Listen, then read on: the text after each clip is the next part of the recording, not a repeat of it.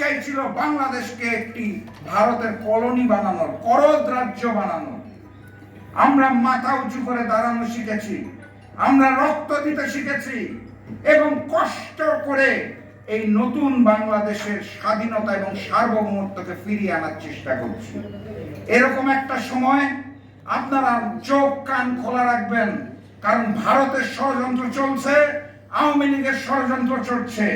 কথাবার্তা পরিষ্কার, বাংলার মাটিতে আওয়ামী লীগের অপরাজনীতি চিরতরে নিষিদ্ধ ঘোষণা করা হয়েছে।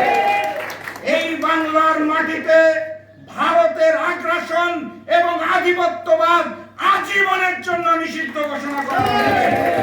বাংলার মানুষ আর মাথা নত করবে না। ভারত আমাদের প্রভু নয়, আমাদের প্রভু একমাত্র মহান রব্বুল আলামিন আল্লাহ। আল্লাহ ছাড়া কারো সামনে মাথা নত করব না। প্রয়োজনে আবারও আন্দোলন হবে, আবারও সংগ্রাম হবে। যেই নৌকা ডুবেছে এই নৌকাকে আর উঠতে দিব না ইনশাআল্লাহ। সেই সংগ্রামী দিনের স্বপ্ন দেখে আজকের মতো বিদায় নিচ্ছি। বিজয়ের পথে যাত্রা শুরু, জীবন অথবা মৃত্যু। আসসালাম।